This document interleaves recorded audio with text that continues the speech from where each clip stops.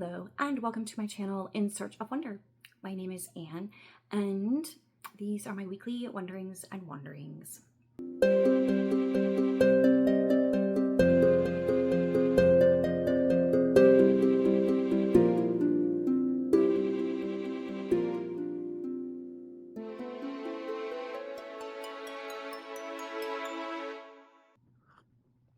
We are heading into the second full week of March and I still have a couple readings from February that are trailing along with me. One is the Georgette Hare's Regency World, which is on my Kindle, and so it's kind of my Kindle read, which I am more or less only reading when I'm riding in the car at night, or other occasions when I don't have anything else handy, I can pull that out and read it. So I am about halfway through that, or more actually, because I think there are a lot of appendices at the end of the book, so I'm more than halfway through the actual text of the book and making significant progress, but I have a ways to go. So I am steadily working through that, or not so steadily, but you know, working through that. I did finish all my other primary reads.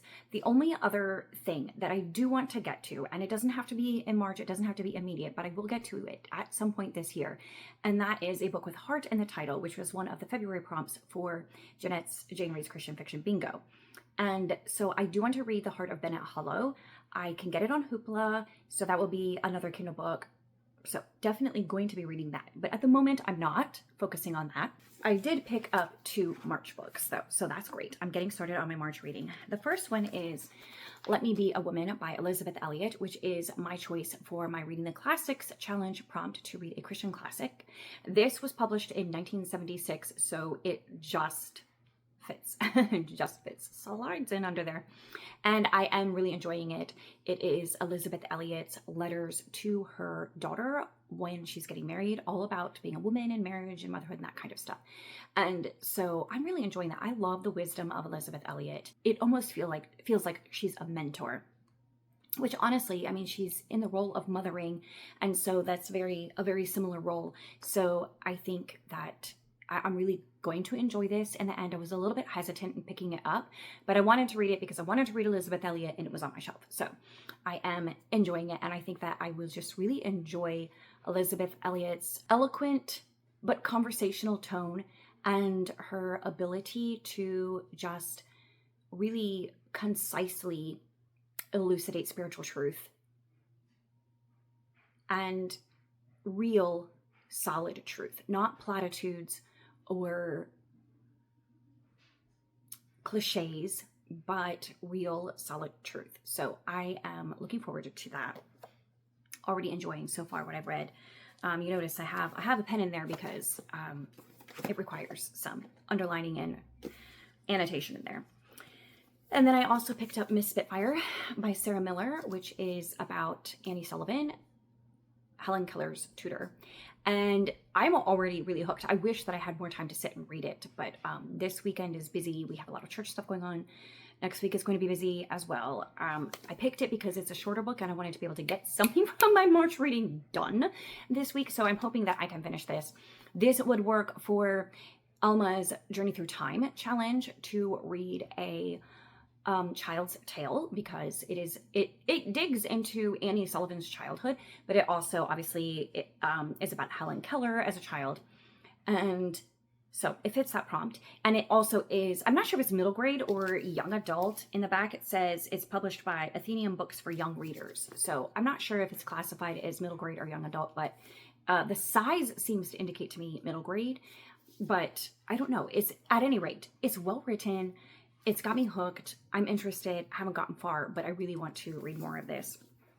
I was debating between that one and The Boy in the Striped Pajamas for that same prompt. And I do think I still am going to get to this one in March, hopefully, and it would count towards that prompt. So either one will work, but I wanted to start with something a little bit lighter and easier and quicker to read. So, and yes, did I say it also goes for middle grade March. The other option was Wish Tree, but that wasn't on my TBR at all, and it only fits for middle grade March. It doesn't fit for anything else that I have going on, so I'm holding off on this, but I do hope to get to that. And the other thing I need to pick up this week at some point, so that I have time to at least make significant progress in March, even if I don't finish it, is A Woman of No Importance, which is a longish nonfiction. So I do think it's going to take me a minute. It is 300. Was that all? I thought I saw 400. It's 300 and some pages, which isn't that long, but I don't know, it seems thick and has kind of tiny font.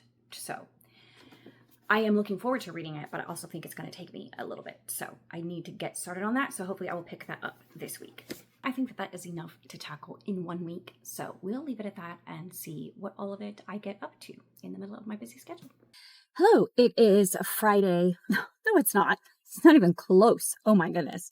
I think that's wishful thinking, or maybe it's because I was just listening to Chrissy at Chrissy's Purple Library, and you know how she's always very excited about having her boba tea on Friday. Maybe that's why. I don't know. But it's Monday. It's only Monday. And it was the first day of Spirit Week at school, so I was twinning with one of my colleagues, and we were both wearing flannel and jeans, which in hindsight may not have been the best choice because it's actually gotten pretty hot today. And so, yeah, hot enough that I got myself some iced coffee. I can only drink iced coffee when I feel warm outside. No other time. Anyway, so it's been a good day. I finished choir club a little bit ago. I don't have a choir class at my school. In the elementary, currently anyways, in the elementary, I have a choir club. Currently, I have 9 girls. Some of them have been with me more or less consistently for a few years now, at least. And today they were singing, and they were just singing well, of course they were singing, it's a choir club, but they were just singing so beautifully. I am teaching them a song called We Are Not Alone by Pepper Chaplin. They're learning the melody part, and then there's like a vocal accompaniment that's the background of it that I am teaching the 7th graders, and the 7th graders are doing okay, but the choir club girls they were just singing so beautifully today. That was wonderful. Makes it worth staying an extra hour after school and doing that. I just am running some errands now. I just stopped at the post office because y'all have been buying my books off of Pengo. So that's awesome. Thank you for that. I just want to mention that I am saving up anything from February on through June, basically the first half of this year.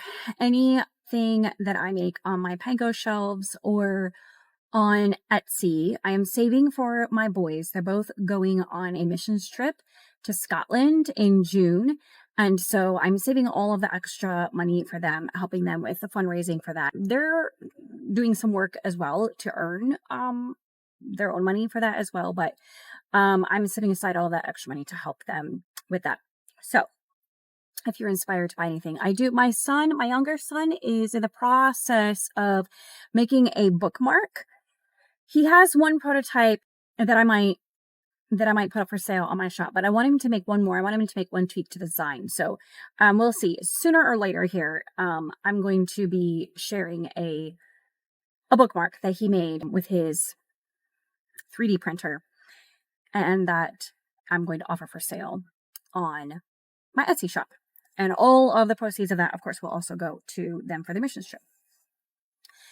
Anyway, reading, that's what we're here for. So I have been concentrating primarily on a couple of books. I've been reading Miss Spitfire, which I'm not super far into it, but I am I wish I had more time to sit and read it, because even though it is written for a younger audience, it's very captivating and it's very well written, and it doesn't feel dumbed down. So I am enjoying it. I'm sucked into the story about Annie Sullivan. She's just met Helen Keller and is, meeting the family. And I feel like I already know them, and I feel like I've been put in that setting. It's well done. I'm really appreciating that. And looking forward to reading more of it. Hoping to wrap that up maybe in the next few days. We'll see. I also am reading Let Me Be a Woman by Elizabeth Elliot. I'm making good progress there as well. I'm, I guess about a third of the way through there. and really enjoying it. I know I've said a lot of this already. Like, I feel like Elizabeth Elliot is a spiritual mentor. Like, she's mature in her faith. Her faith has been tested and tried, and it's real and it's genuine. And it's just, what is the word I'm looking for? Like, she's just saturated with it. It's just who she is. It's not something she puts on. It's not something like she's learning it. She's growing and maturing just like the rest of us, but she's learned so much already. It's just settled in her soul. It's just there. And she's sharing what she's learned along the way. I also really like that she is not afraid to share hard truths. Especially, I think, because we've lost a lot of our moorings culturally and in the church. I think that it's so refreshing to have someone who is settled and anchored in those truths. And I think that those truths can be very hard for our unsettled, unanchored culture.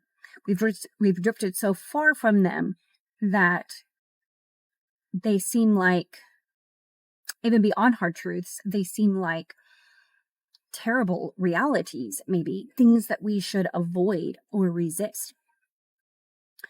But they are truths, and they are hard truths, but they are good truths. When you accept them and submit to them, there's peace and joy and life on the other side of that. And that's what I really love. And that's where I want to be.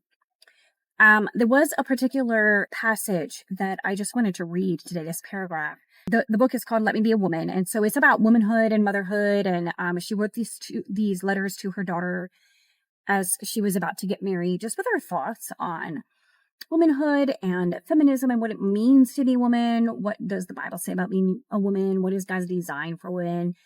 Her thoughts on it. And I love the way it's written. It's not preachy or demeaning or dogmatic. She's very firm in what she believes, but I don't know. I just like the tone of it. It's not like, condescending or anything. It's just, anyway, I'm enjoying it. But let me read this paragraph. She says, every normal woman is equipped to be a mother. Certainly, not every woman in the world is destined to make use of the physical equipment. But surely motherhood, in a deeper sense, is the essence of womanhood. The body of every normal woman prepares itself repeatedly to receive and to bear. Motherhood requires self-giving, sacrifice, suffering. It is a going down I love this. It is a going down into death in order to give life. A great human analogy of a great spiritual principle. Paul wrote, death worketh in us, but life in you. Womanhood is a call. It is a vocation. What? I don't know what just happened there. It is a vocation to which we respond under God, glad if it means the literal bearing of children, thankful as well for all that it means in a much wider sense, that in which every woman, married or single, fruitful or barren, may participate. The unconditional response exemplified for all time in Mary the Virgin, and the willingness to enter into suffering, to receive, to carry, to give life, to nurture, and to care for others. The strength to answer this call is given us as we look up toward the love that created us, remembering that it was that love that first, most literally imagined sexuality that made us at the very beginning real men and real women. As we conform to that love's demands, we shall become more humble, more dependent on him and on one another, and even, dare I say it, more splendid. That part about motherhood requiring self-giving, sacrifice, and suffering, I've been thinking about it a lot lately because I've embarked in the past couple of years on this wondrous journey called perimenopause. And it's, just such an interesting part of womanhood. And it's quite a ride. And I'm not complaining because I, to date, do not have it as bad as I've heard other horror stories. So I'm very thankful for that. But I have been thinking about it and talking about it with other women my age and reflecting on my life as a mother. And I was just talking to another woman the other day, and we both agreed that we did not know going into motherhood the level of sacrifice that it would entail and how much of our body we would give up forever, permanently. We didn't know that. And we didn't understand how much of our time and our life, like going into it, you just think of the young days and the sweet moments and the joy of creating life. You don't know until you live it how much it requires of you in every aspect of your life. Your body, your spirit, your soul, your mind, all of it there's so much sacrifice involved in motherhood. And it's all 100% worth it. But I think that is at the crux of the root of feminism, is a resistance to that sacrifice, because it is a sacrifice, it is suffering, and none of us naturally wants that. None of us naturally chooses that. And yet everything in life is that kind of paradox. Like, you're not going to achieve the fullest joys in life without that level of sacrifice. Not even necessarily motherhood. I'm just saying in general, like, sacrifice and suffering lead to greater joy, peace overall, and maturity in our Christian faith. And not that we want to go around and embrace suffering and hardship and sacrifice all the time, but there are some times when the sacrifice is eclipsed by what you receive from it, if that makes sense.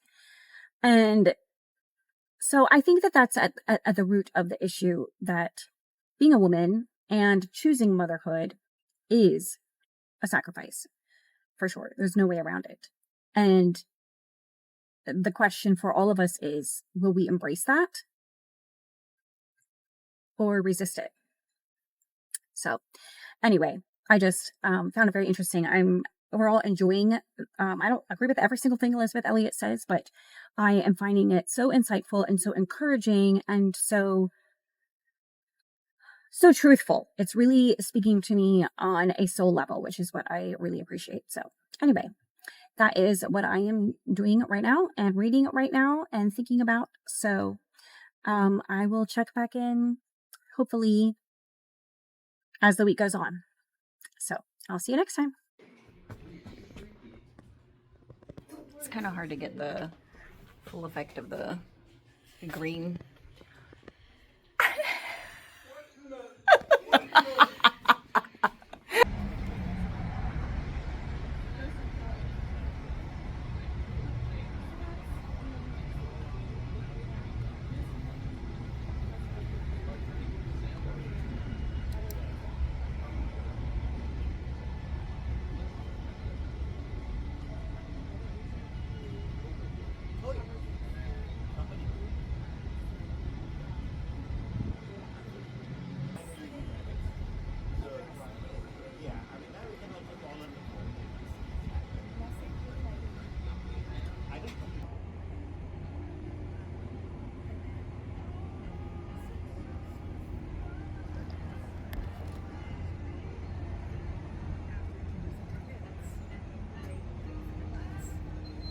Oh my goodness. Are you mocking me? Oh, it goes way up. Wow. Let's see. Oh my. Oh. Oh, beautiful. It's a perfect semicircle too. Hello, it is Wednesday. And today was 30s for Spirit Week. The decade was the 30s for the teachers. And so this is the end of the day, and my hair is now bedraggled. but I was going for a 30s look. It looked more like it this morning when, I had a little more of wave going on than I have right now. I actually went to bed with pin curls last night, and, it worked really well. And then, I had this little, kind of hard to tell, but how they do the like little thing there on the side of their head with their hair. Anyway, I did that. I don't look good without bangs, so that part's terrible, but they apparently didn't do bangs much back then, I guess. I finished a book. So before I share about that, though, I want to mention something I forgot to say when I was talking about Faye Weldon's Letters to Alice last week, I think. I found a quote in here that just really resonated with me a lot about reading, and I feel like it would make a great channel name. So if anybody's thinking of starting a channel and you are stuck on a name, I think some variation of this quote would be a really good one. Anyway, the quote is this. It's short. She says, "Travel hopefully as a reader." I love that. I love that so much. In this whole book, she's making this analogy about something she calls the city of invention, where people are, where books are. And so each building in the city of invention is a book.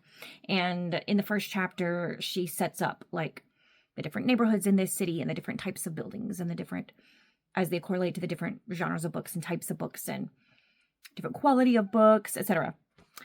And so all throughout the book, she refers back to that analogy. And anyway, now she says, travel hopefully as a reader. I love that. I love that so much. And it just sums up nicely how I feel / how I desire to feel about the reading adventure. I do struggle because I try to read critically rather than just dumping into my brain everything indiscriminately. And I think that's important. I think it's important to read critically. But reading critically doesn't mean being critical of the books you're reading. And that's the piece that is sometimes tricky. And it can be so easy to be negative about a book, even as you're reading it critically. And I'm speaking mostly of fiction, and that's what she's referring to here. We're not talking about nonfiction. And even fiction, because it is influencing you, it's important not to chuck your brain at the door when you open up the book. So I'm not saying not to think critically in that sense, like critical thinking. I'm saying critical in the sense of negativity about the book itself. And I think it's so easy, like it's easy for me to see what's wrong, to see the flaws in, name it, whatever it is. And books are no different. But I want to view books more hopefully, as she says, than that. I want to travel hopefully through the book, looking for the best in it, accepting whatever the book brings to me without hating every little bit of it. There's a character that is annoying. That doesn't make it a bad book. There's the story takes a turn I don't like. That doesn't make it a bad book. It doesn't even have to make it an unenjoyable book. Sometimes it can. Sometimes you can get to the point where, all of this stuff piles up and you just can't anymore. Certainly, it's going to happen. Not every book is going to resonate with every reader. Not every book is enjoyable, and you shouldn't keep reading it if it's, not enjoyable. But I love this idea of traveling, hopefully, and expecting the best from every book. And she goes on to say, retain your trust as long as you possibly can. And I love that. I love that idea that as long as you can in the story or with an author, like just retain your trust that it's all going to work out well and it's going to be a good story and travel hopefully. I like that as a reader. Anyway, so that was something that I meant to share from that book that I really liked. But also, I finished reading today Miss Spitfire. And this was great. So this was a middle grade book. And so it worked perfectly for middle grade March. It is historical fiction about Annie Sullivan, who was the teacher of Helen Keller, who was born in the late 1800s. And for her first 2 years of her life, she was developing normally and had all of her faculties. But something happened when she was around 2 years old, and she lost her sight and her hearing. This is the story of Annie Sullivan, and is told from Annie Sullivan's perspective, and it's really about her as much as or more than it is about Helen Keller. And she comes as a young woman, interestingly, in the month of March. So this was the perfect time to read it as well. The whole book is set in March and early April. So definitely has all of the spring vibes in it. Spring vibes in the South of the United States of America. So she goes, and it's just about her struggles in the first month or so of her relationship with Helen. And there were struggles. There were major struggles. So here's this, was she 6, I think at that point? 6-year-old girl who could not see, could not hear, therefore could not talk, therefore had no concept of language. And that's the big point of this story, is Annie's struggle to help Helen understand what language even is. She's trying to teach her words by spelling them into her hand, but most of the book, Helen isn't really even understanding what that means. She's parroting her, but she's not understanding what that is. So that's a huge part of, like, that's the point of this story, is the importance of a language as being language, and our ability to communicate as being a humanizing element, something very foundational to our humanity. And it's also tied up with that is the way Helen was, because she could not communicate. And she had the intellectual capability of communicating, but not the wherewithal or the skill, because her development was arrested at the point where, that those skills were just beginning. So it is a huge struggle, because at the beginning of the story, like, I knew Helen was a poorly behaved child when Annie Sullivan came to see her. But according to this book, and I want to read some more biographies, I mean, she lists in the back of the book what she based it on. And she based it on Helen Keller's own autobiography and Annie Sullivan's autobiography and other original sources. So I don't know, assuming that there's a lot of truth to it, but I would like to read more of like a factual biography or autobiography. But anyway, according to this story, Helen Keller was essentially feral when Annie Sullivan first started working with her. And so that was a whole mountain she had to climb. And the parents were complicit in that, because they just indulged Helen in everything, in part because they felt badly for her, in part because they didn't really know how to help her, how to communicate with her. And so they had no way of enforcing anything. And so I'll just give you one example quick. I'm already talking about it too long, but like at the dinner table, for example, and this drove Annie Sullivan crazy. And it wasn't like a day or two went by and she's like, okay, no, cannot do this anymore. Helen would not sit, like, she had her own chair and her own plate of food, but she refused to eat it.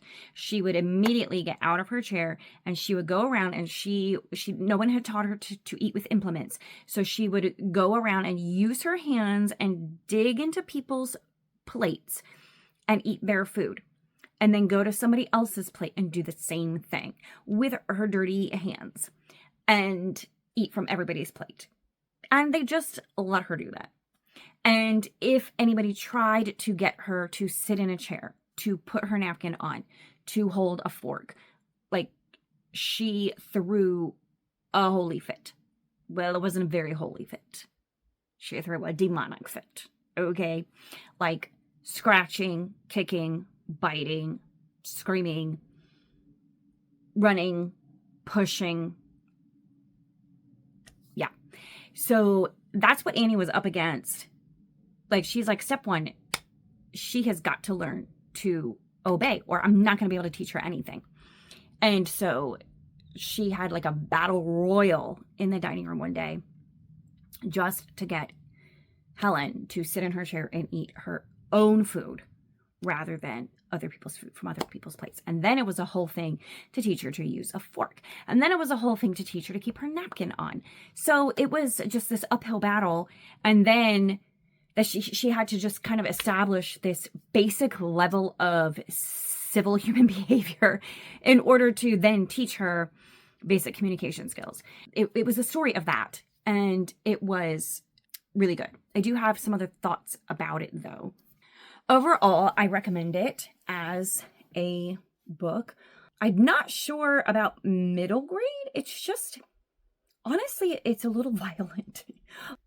It was a little bit hard to read, the scenes between Annie and Helen, to be perfectly honest. I was sitting there reading, I would not describe my style of parenting as gentle parenting, really.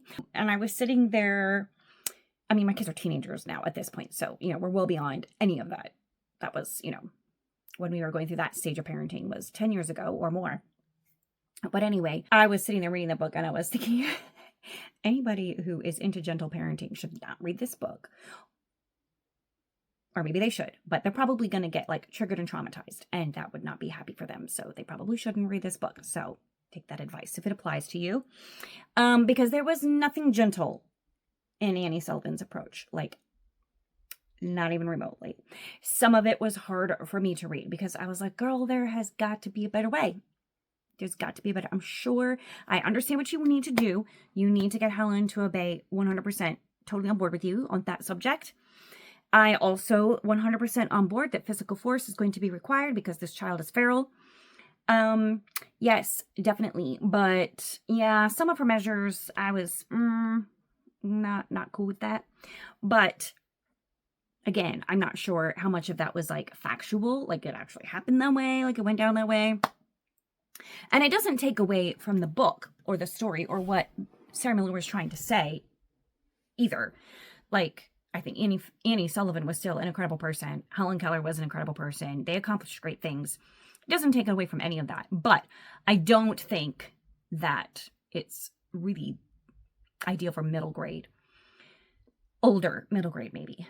11 and 12 probably would be fine.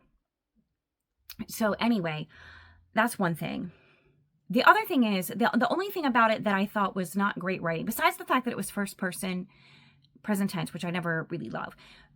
But that's, a stylistic choice, whatever. It's not, something that's bad about the book per se.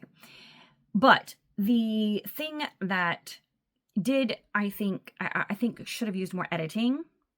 I say that as I'm stumbling over my words and not making sense. The one thing that I did not like in the writing was that it seemed like the author occasionally forgot, actually frequently forgot, that Helen was both blind and mute. Because Annie, the teacher, would respond to Helen or, say something to Helen verbally, or she would communicate non-verbally, nodding her head or shaking her head or shrugging her shoulders or other gestures. The thing is, I can understand that Annie Sullivan would just naturally do that because she is neither blind nor mute. And so she's used to communicating normally with other people. And it's just a force of habit. So yeah, I can understand if I had embarked on this teaching position, first time ever doing that sort of thing. And, catching myself talking to the child who can't hear me. That makes sense. What does not make sense is that Helen would respond. Now, she never made the mistake of having Helen respond verbally, but Helen would mimic her actions or would respond in some way, non-verbally, to Annie Sullivan's spoken or unspoken communication that was not spelling in her hand or touching her, didn't involve physical touch. So I think that it could have used a little bit more editing in that regard. Somebody should have gone through there and said, okay, this isn't clear. How did Helen know what Annie Sullivan was communicating. Did she feel it? Like, did she feel her? Sometimes it was clear. Sometimes she made it clear that Helen's hands were on her face and she, she felt her nod or shake her head. And so she would specify that. But sometimes she wouldn't. And then Helen would respond to it. And so that was inconsistent. And it always took me a little bit out of the story. I feel like that could have been a little better. Other than that, I really enjoyed it. I would give it 4 stars. There was just minor things about it that I would say I didn't like. And also, I'm not 100% sure about it being middle grade, really. It's very intense for middle grade. So it kind of depends on your kid, or the kid who is reading it, whether or not it would be an acceptable book or an appropriate book for them at their stage of development. So anyway, but I really enjoyed it. It was a great choice for middle grade March. I might use it for Almost Journey Through Time challenge for the Child's Tale, but I may also read The Boy in the Striped Pajamas for that. So if I get to The Boy in the Striped Pajamas, I'm going to use that for that prompt instead. So this was just a great middle grade read, and it was on my shelf, and I wanted to read it. So I am still reading Let Me Be a Woman by Elizabeth Elliot. Moving quickly through that, really loving it. I did pick up The Heart of Bennett Hollow on my Kindle, but I've only read the first chapter or 2.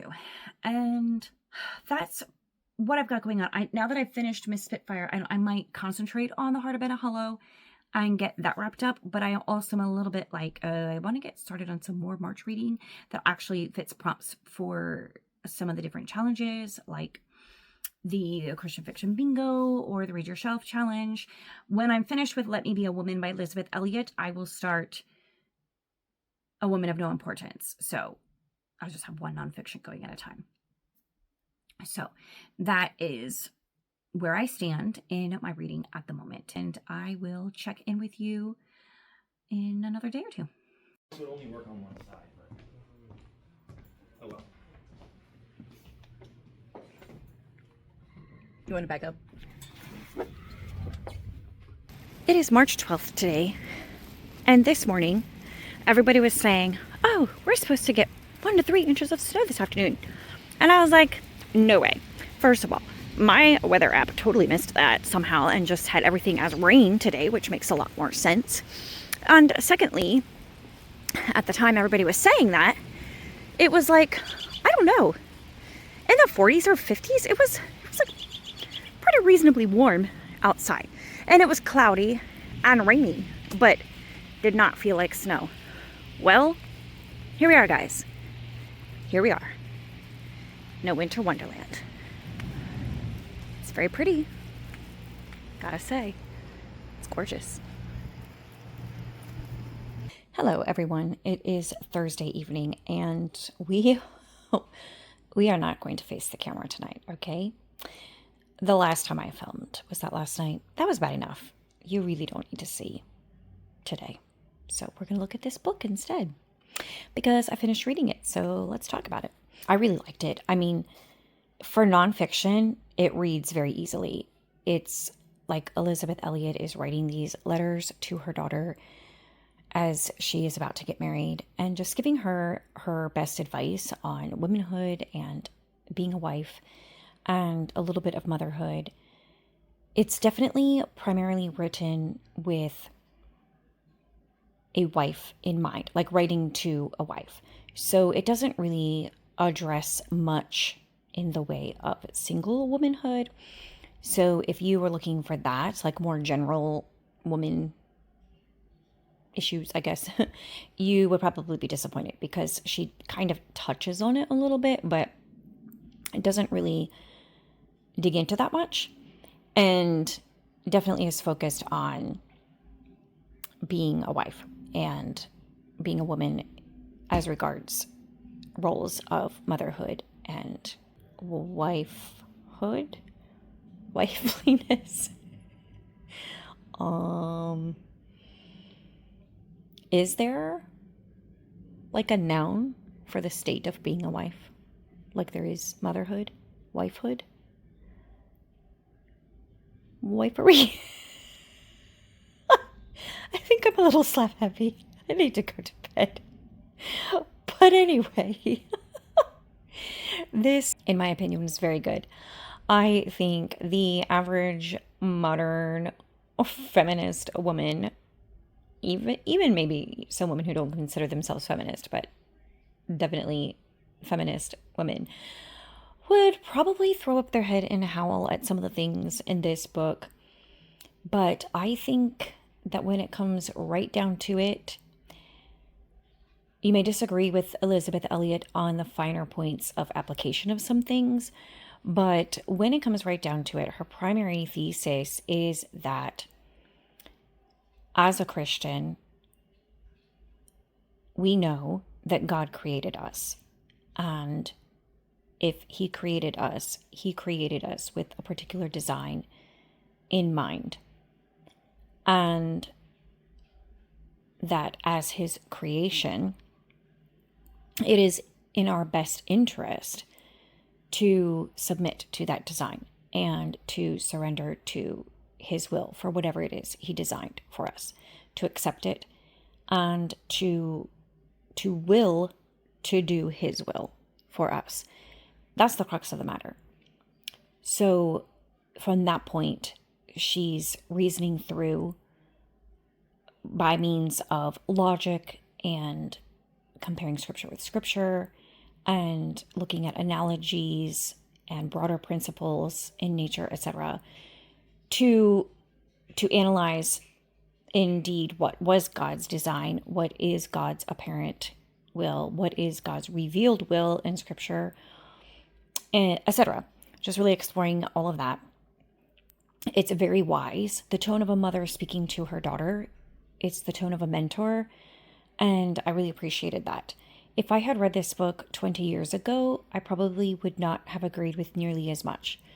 But with maturity comes wisdom, I guess. And so now I'm reading it in my mid-40s and underlining all the things and nodding my head and saying, yes, you're right. And honestly, with a little bit of regret that I didn't have this perspective, I hadn't embraced it this fully for my whole adult life. I feel like there's lost time, particularly in my marriage and motherhood, that if I could go back and do some things differently, or not even about doing things differently, but having a different attitude at times. So you can see as I'm flipping through all of the annotations that I made and the things that I marked up, and just really, it just gave me a lot to think about. And it also articulated very well for me things that I was thinking. And also, one other thing I want to say about it is that it's incredibly relevant to today, despite the fact, like I said, that, you know, as our culture has increasingly removed its moorings from a scriptural foundation, the concepts in this book, even though they are basic Christian truths and concepts, seem so far removed from modern reality that an average person reading it might be like, what? This is extreme. So in that sense, it does not seem relevant, but it is incredibly relevant because if you look around the world today and you see that the confusion that people have with their own identity as a person and who they are and their struggle to understand that and how rampant that problem is, I think that this book, she gets right on that. I mean, she wasn't addressing half of what we are dealing with today. She wasn't really dealing with any of that. She was just dealing in biblical principles. But because she was nailing it. And she could see from where she sat in 1976, she could see 50 years ahead and say, if we don't fix this now, we're going to have big problems. And she was right. So I personally found it a wonderful read. I highly recommend it. I think some people will be angered and frustrated by what they read in it, but I think foundationally what she's talking about is true. I think there's room for disagreement in some areas. Obviously, nobody is perfect and nobody has the corner nailed on truth, but she is speaking biblically and scripturally to the best extent possible as a human. And so I think there's much truth in here. There's much truth and things that are undeniably true. And so that's what I have to say. And now I'm just, I'm just going to point it out because it's irritating me. That little thing on the floor. Why is it on the floor? That right there. Like, why? Oh my goodness. It's in the whole video. It's irritating me. I'm going to put that away. And I will see you tomorrow. And hopefully I will be able to face the camera tomorrow. Smile, Wreck-It Ralph.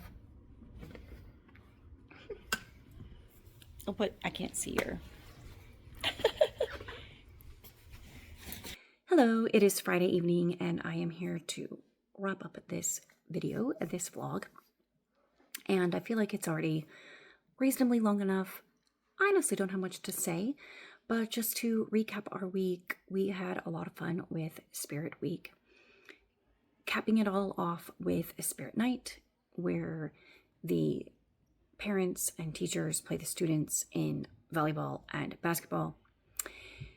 And then we all went to Chick-fil-A afterwards. So that was a lot of fun. Great end to our fun week. Today also was Pie Day, where in the upper school, they just do a lot of fun things related to pie, both the meaning of, 3.14, etc., as well as the food. And so they make pies, they do skits and games and stuff related to pie. It was a lot of fun. So it was a good day, a good way to end the week, but I'm tired. And yeah, I did start reading A Woman of No Importance. I have not gotten very far. So far, we're getting the backstory of the woman's life, whose name at the moment is escaping me, and I don't have enough brain power to figure out what it was. So anyway, it is really interesting. I mean, she had quite a lot of life and experience even before she ended up in the resistance in World War II. So that is kind of cool. It's really interesting hearing her backstory, but I'm not very far in that. And I had started sort of The Heart of Bennett Hollow, I think, last week, but I hadn't gotten far. Still haven't gotten very far, but I'm trying to finish that one. And still working on Georgia Ayres Regency World, reading a little bit of that at a time. Both of those last two are on my Kindle, so I don't read them as much as I read actual physical books. But right now I'm going to go sit down and relax because I'm not feeling great. And I think I'm just going to read, but I might fall asleep sooner rather than later. We'll see. So that is my not super inspiring close to this video. Just wanted to make one more clip to wrap everything up and say thank you for watching and sharing your time with me. And I hope that you enjoyed, and I'd love to hear your comments and thoughts on what I'm reading and what you're reading in the comments, and I will see you there. Bye.